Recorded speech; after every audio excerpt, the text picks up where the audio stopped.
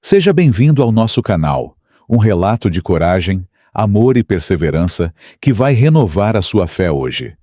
Cristão se recusa a negar Cristo em país comunista. O preço foi brutal. Se apontassem uma arma para sua cabeça agora e dissessem, negue Jesus ou morra, o que você faria? Pense com sinceridade. Essa não é uma pergunta retórica.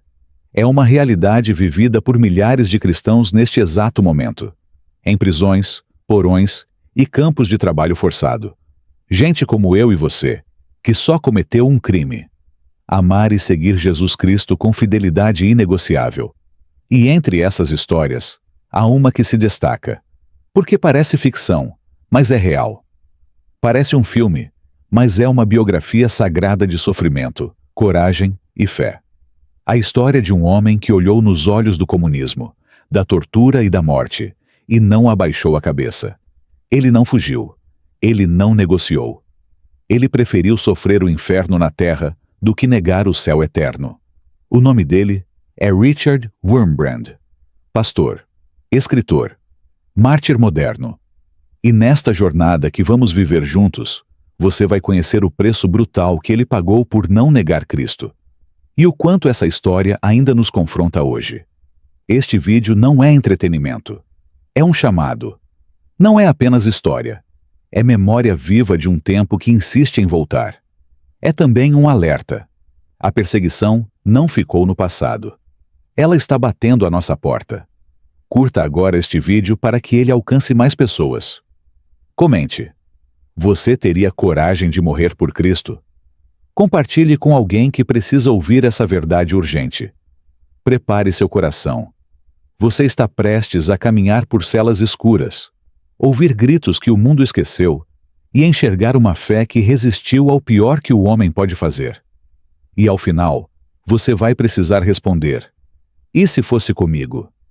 Imagine viver em um lugar onde dizer Jesus em voz alta pode significar a última palavra que você pronuncia livremente. Essa era a Romênia do pós-guerra, no coração sombrio do século XX. O comunismo, importado da União Soviética, tomou conta do país com mãos de ferro. Igrejas foram fechadas, Bíblias queimadas, pastores presos. O nome de Deus, tratado como crime. Não havia mais sinos tocando, nem orações públicas. Era como se o céu tivesse sido silenciado à força. Mas o silêncio não era paz. Era medo. Um medo espesso, que penetrava as casas, as escolas, os olhares. As paredes ouvem, diziam os romenos, porque o governo estava sempre escutando. Cada oração em família era um ato de rebelião. Cada versículo lido em voz baixa era resistência. Cada cruz pendurada na parede podia se transformar em sentença de prisão. O Partido Comunista declarou: não há Deus, só o Estado. E quem ousasse dizer o contrário era tratado como um inimigo, não político, mas ideológico e espiritual. Nesse cenário sufocante, surge uma figura quase improvável: Richard Wurmbrand, um homem de aparência comum, mas com um coração cheio de convicção. Ele não era um revolucionário armado. Não liderava protestos com bandeiras. Mas tinha algo mais perigoso: a palavra de Deus nos lábios e a fé no coração. E isso, para aquele regime, era inaceitável. Pense por um instante.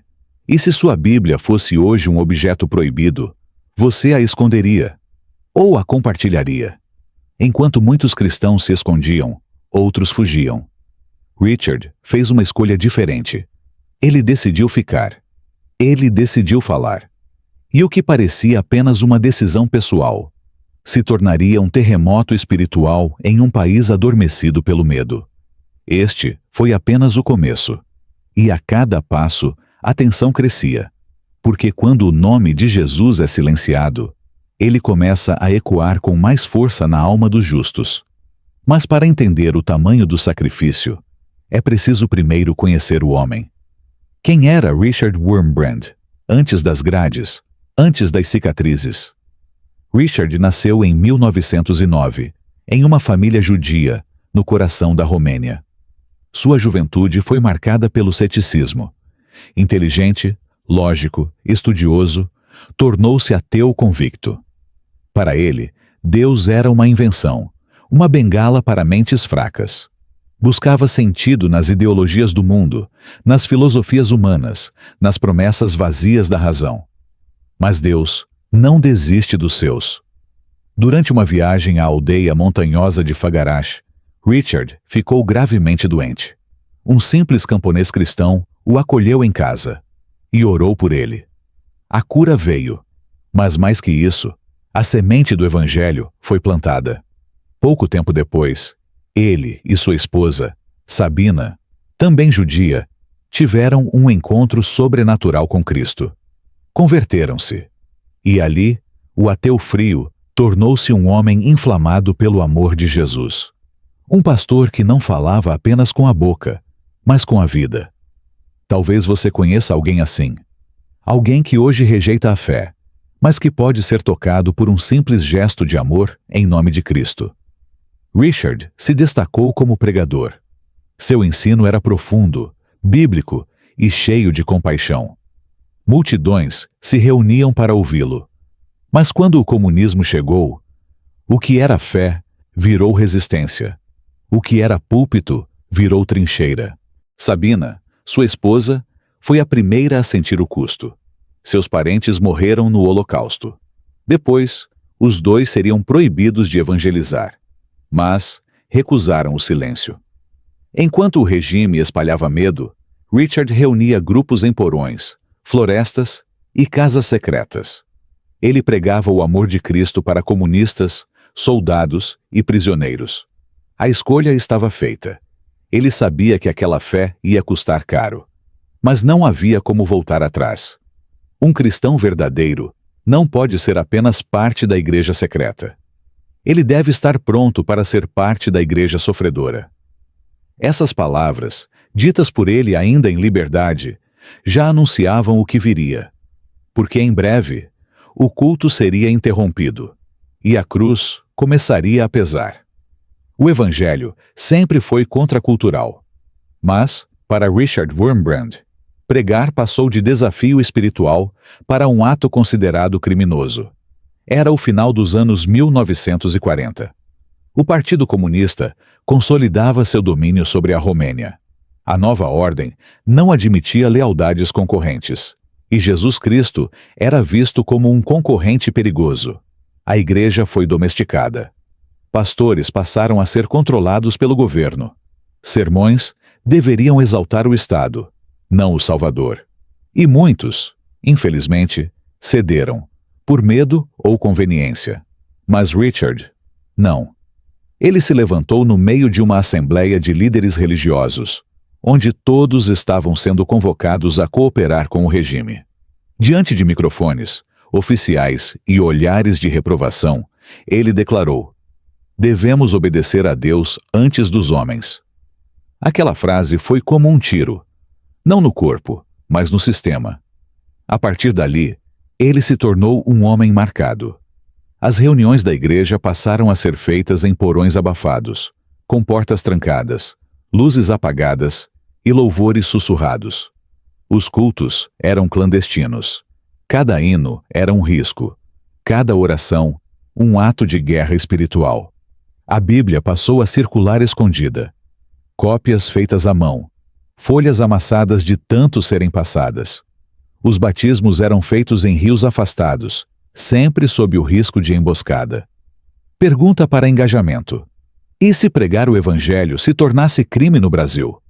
Você continuaria falando do amor de Cristo? Richard continuou. Mesmo vigiado, mesmo ameaçado, ele evangelizava comunistas nas ruas, soldados em segredo e até delatores infiltrados. Seu lema era simples, mas poderoso. Não podemos calar o que vimos e ouvimos. A fé havia deixado de ser apenas palavra e se tornado fogo. E como todo fogo que insiste em queimar, logo atrairia perseguição. Naquela manhã, a porta da casa se abriu com violência. Passos pesados invadiram o lar. Richard foi levado, sem processo, sem aviso, sem chance de defesa. Porque no comunismo, Pregar o evangelho não era apenas ousadia. Era traição. Era uma manhã fria e silenciosa. O tipo de silêncio que só existe em lugares onde o medo já mora há muito tempo. Richard Wurmbrand se preparava para mais um culto secreto. O local era simples, escondido. Algumas dezenas de cristãos reunidos em um porão escuro, sem microfone, sem instrumentos. Só as escrituras, a fé. E a certeza de que cada palavra pronunciada poderia ser a última em liberdade. Ele abriu a Bíblia com cuidado. Seus olhos percorreram o texto.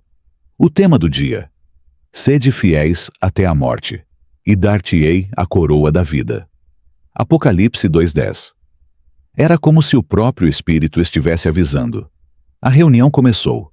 Louvores murmurados, orações entre lágrimas, e a pregação de um homem que sabia que estava jogando tudo no altar. Sua casa, sua liberdade, talvez sua vida. Mas então, o culto foi interrompido. A porta arrebentou com um estrondo. Homens armados invadiram o local. Gritos, confusão, Bíblias ao chão, mulheres chorando. Richard foi arrastado para fora como um criminoso. Se sua igreja fosse invadida hoje, o que você faria? Fugiria ou continuaria orando? Ele foi colocado em um carro preto, sem identificação. Seus olhos vendados. Ninguém sabia para onde estava sendo levado. Sua esposa, Sabina, não recebeu explicações. Apenas o silêncio. Um silêncio que grita mais do que 1000 palavras. E assim, começou sua descida ao Calvário moderno. Não como mártir glorioso em praça pública, mas como um prisioneiro invisível, esquecido pelo mundo, mas não por Deus. Durante dias, ninguém teve notícias, nenhuma carta, nenhum sinal. Era como se ele tivesse desaparecido do mapa. Mas ele estava vivo, respirando, preso, e sendo preparado para o que viria a seguir. 14 anos de tortura, isolamento e dor. Por um único motivo: ele se recusou a negar Jesus. Eu não fui preso porque odiei o governo. Fui preso porque amei a Cristo. E é agora que a verdadeira batalha começa. Porque o corpo pode ser acorrentado, mas a fé, jamais. O inferno, às vezes, não é fogo. É silêncio. É uma cela escura, sem janelas, sem tempo, sem voz. Foi para lá que Richard Wurmbrand foi levado. Durante os primeiros anos de sua prisão, ficou isolado em uma cela subterrânea, completamente sozinho. Nenhum contato humano, nenhum som, exceto os próprios pensamentos e as batidas do próprio coração. O governo o considerava perigoso, mais perigoso que um assassino, porque sua arma era uma só: a verdade do Evangelho. As torturas começaram cedo. Agentes do regime aplicavam choques elétricos, colocavam agulhas sob suas unhas, o deixavam nu em temperaturas congelantes. Quebravam seus ossos. Queriam quebrar mais do que o corpo. Queriam quebrar sua fé. Mas toda vez que diziam: negue Cristo e será libertado, ele respondia com os olhos, mesmo quando a boca estava inchada: Cristo não me negou quando eu era pecador. Como posso negá-lo agora? Os dias se tornaram meses. Os meses, anos. E o mais cruel: ele nunca sabia quanto tempo aquilo duraria. Nenhuma sentença formal, nenhum julgamento, apenas a dor. E ainda assim, ele orava. Com os joelhos no chão de cimento frio, com as costas em carne viva, Richard murmurava cânticos, sem som. Repetia versículos decorados, evangelizava ratos. E mais tarde, quando foi colocado com outros presos, começou a pregar. Sim, mesmo ali ele pregava. Em código, com batidas na parede, sinais com os olhos. A prisão virou púlpito. O sofrimento virou sermão. É impossível não se perguntar: que tipo de fé sustenta alguém por 14 anos no meio do abandono e da tortura? E ainda havia algo mais cruel. O tempo não parava lá fora. Sabina, sua esposa, também foi presa. Seu filho cresceu achando que o pai havia morrido. A igreja subterrânea continuava sofrendo. O mundo seguia adiante. enquanto Richard permanecia no escuro. Mas no meio do horror, algo inexplicável acontecia. Ele dizia: "Eu via Cristo comigo na cela." Sim, o inferno é real, mas Cristo também é real, e entra nos lugares onde ninguém mais entra. E foi assim, com os pés acorrentados e a alma livre, que Richard descobriu que mesmo o sofrimento tem um propósito, e que a presença de Deus é mais doce quando tudo o mais é tirado. A cela era pequena, úmida, sem janelas. Não havia calendário, nem relógio. O tempo se diluía como névoa. O corpo de Richard estava destruído, mas algo dentro dele permanecia de pé. Era a fé. Não uma fé teórica, aprendida em livros, mas uma fé moldada pelo fogo, lapidada nas trevas e sustentada pela presença de Jesus. Richard escreveu anos depois: "Eu nunca senti a presença de Cristo tão real quanto nos momentos mais sombrios da prisão. Ele estava ali. Não era uma lembrança. Era uma presença. Em meio à dor, ele via visões. Em seu coração, ouvia hinos. Mesmo sem Bíblia, ele recitava capítulos inteiros de memória. Orava por seus torturadores. Chorava pelos comunistas que o batiam. Sim, chorava. Por amor. Você já pensou na profundidade de uma fé que não apenas resiste, mas ama quem a fere?" Em um dos relatos mais tocantes, Richard contou que um de seus carcereiros, após anos zombando dele, começou a escutá-lo em silêncio. Até que um dia, esse homem perguntou: "Se eu te soltasse, você me perdoaria?" Richard respondeu: "Eu já te perdoei. Desde o primeiro dia." A fé dele não era passiva, era ativa, era um escudo e uma semente. Mesmo sem púlpito, ele pregava. Mesmo sem Bíblia, ele alimentava almas. Mesmo sem igreja, ele formava discípulos entre os prisioneiros. E havia algo mais. Nas raras ocasiões em que via a luz do sol, durante rápidas transferências entre celas, Richard fechava os olhos e dizia: "Senhor, obrigado por mais um dia para te servir." Quantos de nós agradecemos o dia, mesmo quando o dia nos fere? Esse homem, que muitos considerariam louco, estava simplesmente vivendo o mais puro cristianismo, o que ama, perdoa, resiste e se alegra mesmo nas lágrimas. A prisão seguia, a dor seguia, mas Richard também seguia, porque onde há fé verdadeira, há uma luz que nem mesmo as prisões do inferno conseguem apagar. Enquanto Richard enfrentava as trevas de uma cela, havia outra prisão sendo vivida. Do lado de fora. Sabina Wurmbrand, sua esposa, não era apenas a companheira de um mártir. Ela própria foi perseguida, humilhada e aprisionada, por compartilhar da mesma fé que incendiava o coração de seu marido. Logo após a prisão de Richard, Sabina foi chamada pelas autoridades. Exigiram que negasse o marido, que dissesse publicamente que ele era um traidor, um fanático. Ela se recusou. Com os olhos cheios de dor, mas com a alma firme, respondeu: "Ele é fiel a Cristo, e eu também sou." Isso bastou.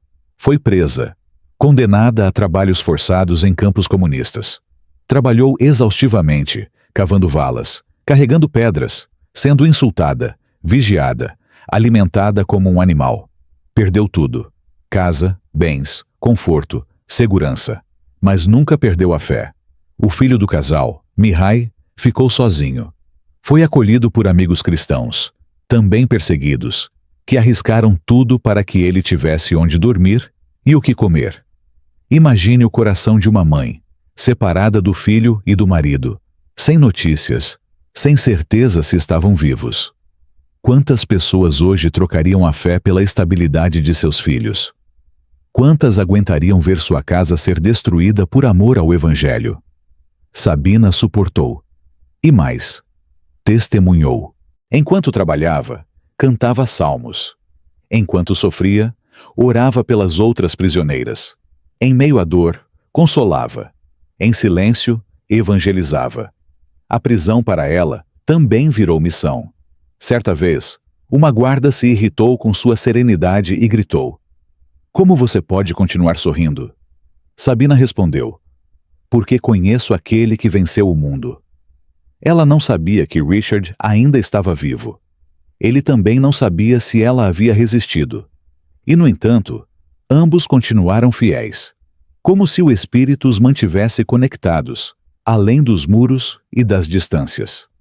Anos depois, quando finalmente se reencontraram, seus corpos estavam marcados, envelhecidos, esgotados. Mas os olhos ainda brilhavam com a chama de quem jamais abandonou o Senhor, nenhum ao outro. 14 anos.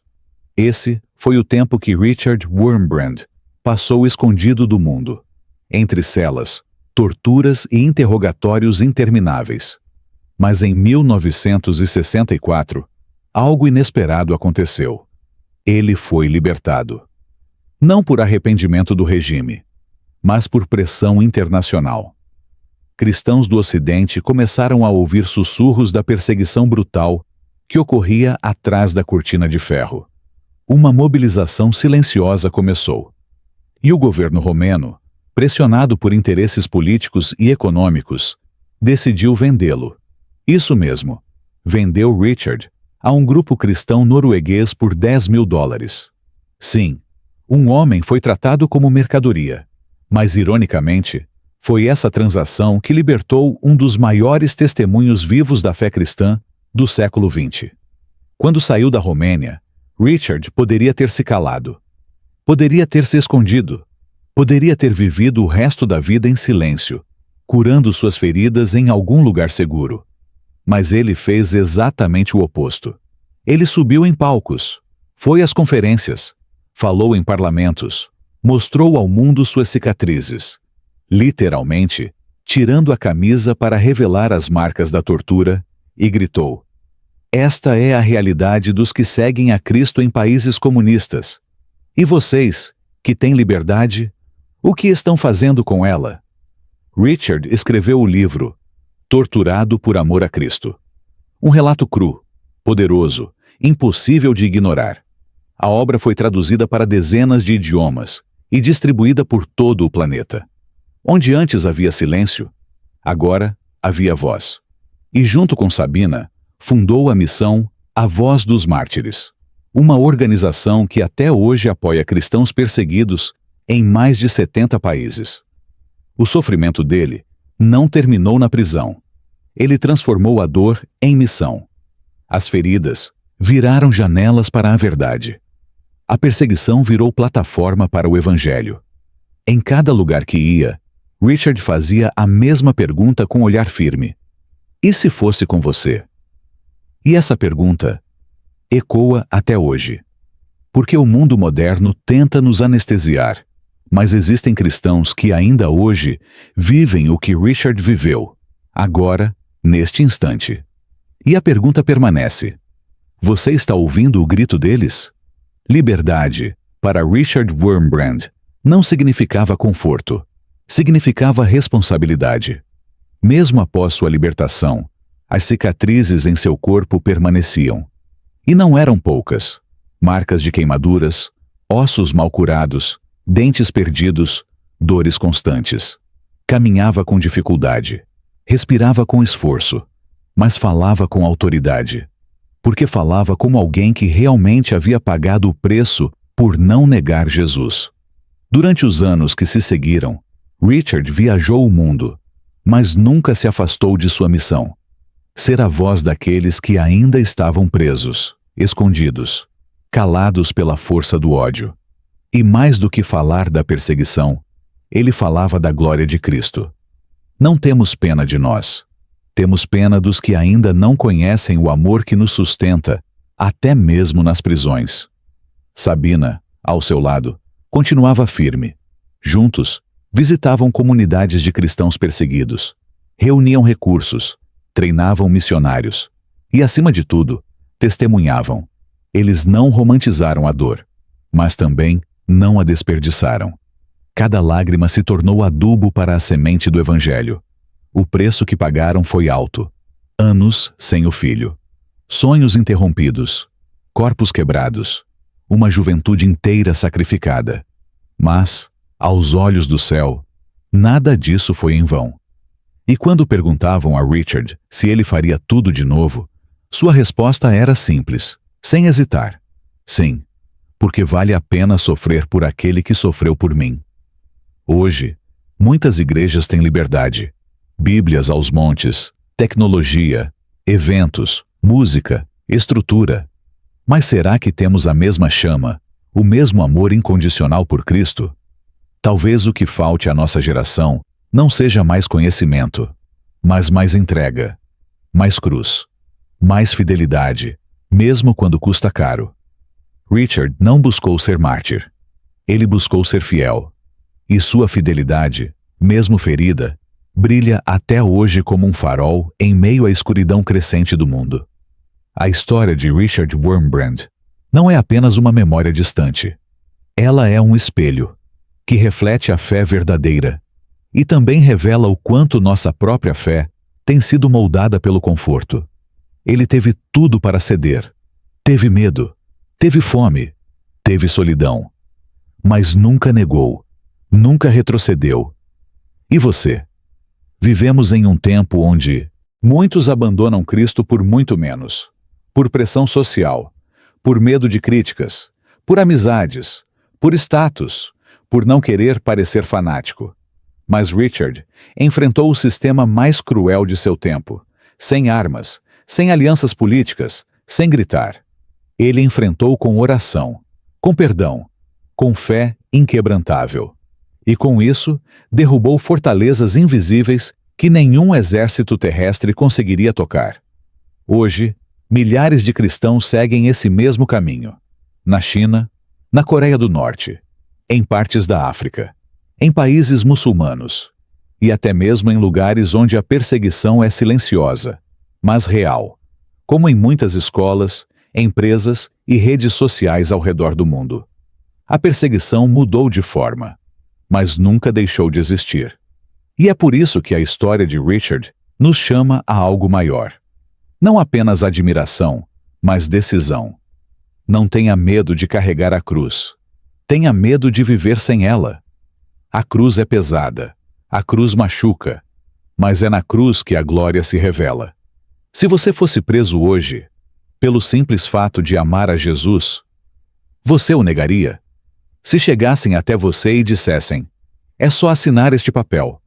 Diga que Cristo não é o Filho de Deus. Você estará livre. Qual seria a sua resposta? Richard respondeu com o corpo, com as feridas, com os ossos quebrados e a alma inteira. E você? Hoje, o chamado não é para que todos sofram como ele sofreu, mas para que ninguém se envergonhe do Evangelho. Para que todos estejam dispostos a pagar o preço da fidelidade, seja qual for. Porque no final das contas, quem perde a vida por amor a Cristo é quem realmente a encontra.